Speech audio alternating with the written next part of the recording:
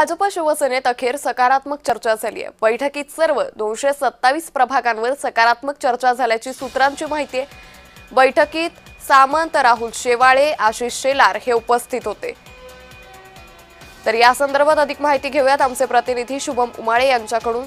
शुभम, भाजप शिवसेनेत अखेर सकारात्मक चर्चा झाल्याची माहिती आहे, काय अधिक अपडेट? अंकिता, खरं तर मागील 4 दिवसांपासून महायुतीमधील जागा वाटपाचा पेच हा सातत्याने दिसून येत होता। कुठेतरी मतभेद देखील होताना दिसून येत होते।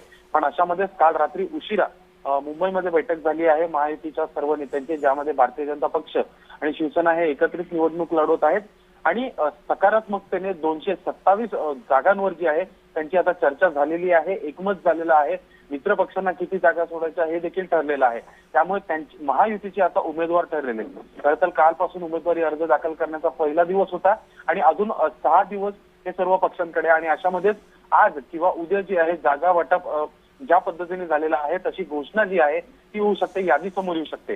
कुठेतरी महायुती ही वेट अँड वॉचच्या भूमिकेत आहे की आज दुपारी 12 वाजता ठाकरे बंधूंची यादी जाहीर होईल आणि त्यानंतर मात्र काही फेरबदल असतील तर त्याची ते वाट पाहू शकतात। अन्यथा काल रात्री जे आहे पूर्ण 227 जागांवर जो आहे तो पेच जो होता तो आता संपलेला आहे। उमेदवार जे आहेत ते महायुतीचे आता ठरलेले आहेत। अंकिता, निश्चित शुभम, तुम्ही असेच जोडलेले राहा। आणखी एका बातमी संदर्भात तुमच्याकडून तपशील हवाय।